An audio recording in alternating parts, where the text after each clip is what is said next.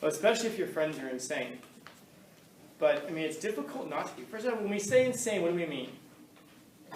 Crazy. And what is it to be crazy? In the way that we're thinking of it here. Crazy. That makes sense? So what does this mean? And it's not a trick question. I just want to make sure that we were all on the same page with what we mean by insane. We just think differently than others. Okay. And it really, by the way, it really can just be that simple. You think differently from others. It doesn't even have to be that you believe in insane things or crazy things, but that you think differently from others. Does anybody in here like conspiracy theories? Yeah, they're fascinating. They're a lot of fun because you kind of realize in your heart that most of them are probably not true, probably. But I mean, it's either that or watch television, right? And it can be just as entertaining. Plus, you get the ability to practice your critical skills. And then once in a while, you come across a conspiracy theory and you go, I can't find a problem with this. This seems like it's actually legit. You look into things, you examine things, and a lot of times, conspiracy theories today become tomorrow's news because they turn out to be true. And we have a lot of examples of things like this. Not every conspiracy theory is crazy, regardless of what mainstream tries to tell you. Essentially, that just means that you believe something that is different from what you're being told. What are some of your favorite conspiracies? Yeah. The Democrats are aliens. Oh, they're reptilians, yes? Yes, I've seen this. Democrats are reptilians. Yeah, they're part of that intergalactic federation. Yeah, I've seen that. What else?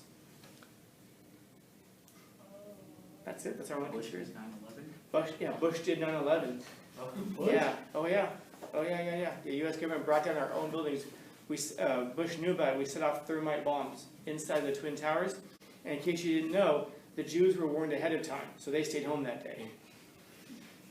That's a good conspiracy. Did you see the videos? It's actually bombs going on in the sides. Absolutely. Yeah. Yeah. It's not just. I was there, so I witnessed it.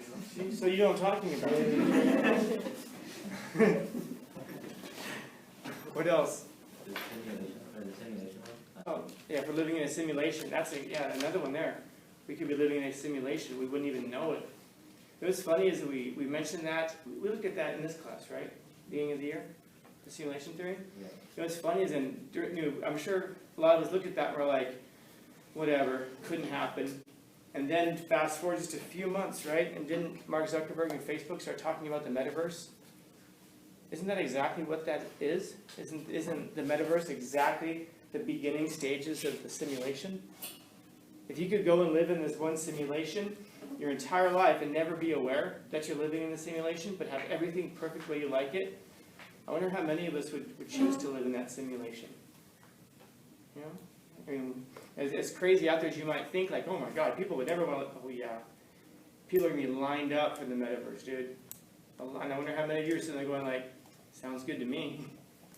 Live in reality where things are difficult, or live there where I feel like it's perfect. It won't be, of course. But we can idealize it because we haven't had to live inside of it yet. We can idealize things that we don't have to actually experience. Like I was saying, I can't wait until I'm like 80 years old if I make it that far. When I'm 80 years old, I'm going to walk past people in the supermarket all the time, especially if I see like strong dudes. And I'm just going to get an attitude with them and go, 20 years ago, I'd have kicked your ass. And walk away. Because what's he going to do, hit the 80-year-old man? But I can still feel pretty good about myself because I don't have to prove it. I can play out the scenario in my head. Like I guess when I was 60, I'd have fought him. But you don't have to. We can always idealize things that we don't have to experience. When people say things like, "Oh, communism is a good idea in theory, we just haven't done it right yet." Okay, we get a few 100 million more bodies piled up before we realize that the fantasy of that is actually never going to amount to the reality of it. But if you're living in a place that trumpets, let's say, a certain political ideology, and you think something, for example, if you're living in a communist country and you're like, maybe we shouldn't, give up, maybe we shouldn't just sign our lives over to the state. Maybe we actually are valuable in and of ourselves at an individual level. Oh, you're going to be thought to be insane. And all we mean by insane here is just you think differently. You come to different conclusions. But you'll see how fast people will call you that. I mean, my goodness, even today, I mean, like what do we know? For example, you see the new COVID, the new Omicron, and the CDC itself has said, yeah, masks useless. Masks are not going to work against it. And so what's our solution? To go home. No, where? What are you, anti-science?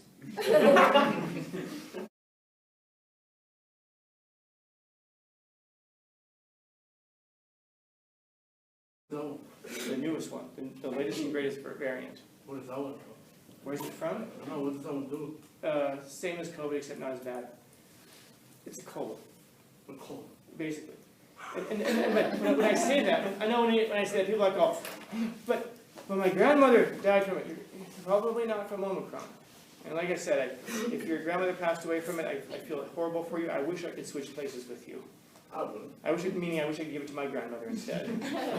But I really wish, man.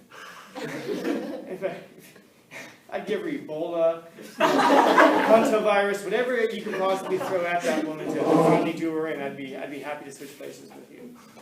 But yeah, it's a tragedy, but something doesn't stop being true just because there's a tragedy. And by the way, and I say that from this perspective. Understand how viruses work. The first person who got a cold, in humanity, guess what probably happened to them? They probably died. Why? Because it was brand spanking new. What happens is that a virus gets introduced, and then there's a really harsh form of it, and then it kills a bunch of people because our immune systems aren't ready for it. Some people survive it. What doesn't kill you makes you stronger. And then what happens is the virus then, the harsh form of it dies out because everybody who gets it dies or beats it, whatever. So in one way or the other, the harsh form goes away. And then there's a weaker version of it. Think of like Delta. It's not as bad, it's contagious, still kills people, all that, but same thing. If it's severe enough, that virus dies because it can't find new hosts. You follow? Like Ebola. Ebola kills, what is it, like 40% of people who get it, something like that? And the reason it burns out because, let's say that we all get Ebola in here, and then, what's that?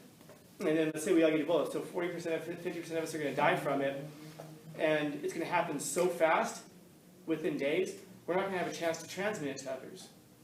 You follow? Yeah. So what ends up happening is that the virus burns out because we can't give it to other people. And then there's a weaker version of it that comes along. That's the one that survives.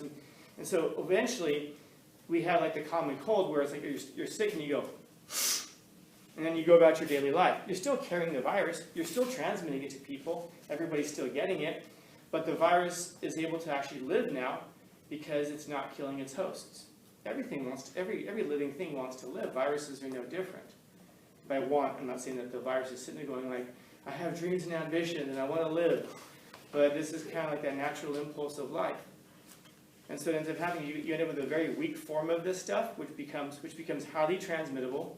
It becomes easier to get, but then it doesn't kill people, so then it allows you to still live in society where you can give it to other people, and then all over the world, and this virus is able to live this way.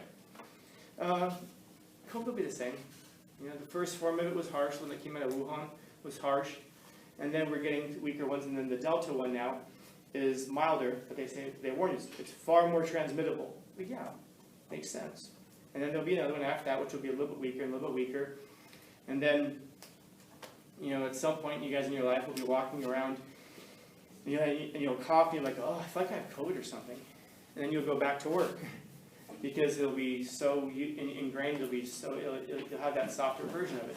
But you'll still remember when, you'll be telling your kids, your grandkids, I remember, it had to have been 2020. I remember way back then, they shut down our schools. Hopefully your grandkids will actually hear you. Hopefully they won't be in the metaverse. in a tube somewhere.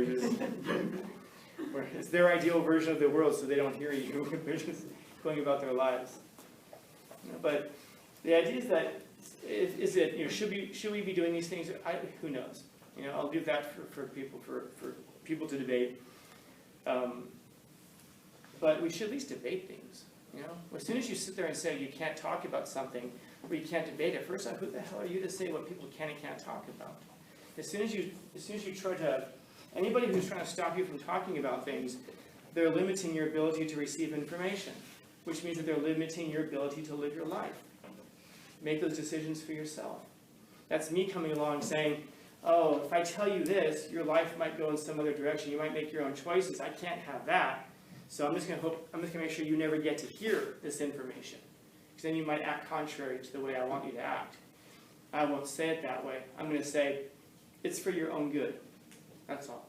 It's for your own good.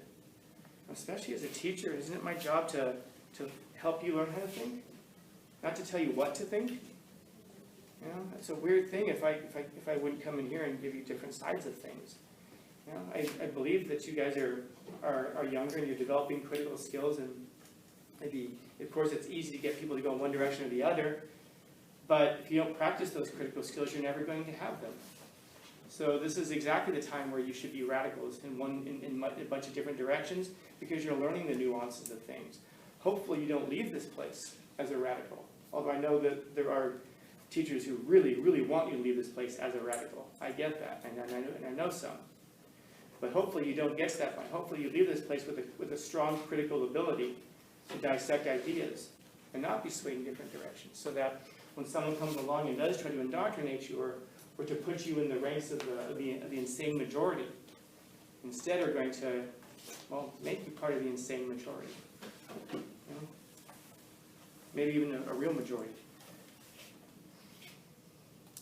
Questions, comments, concerns, complaints? Yes.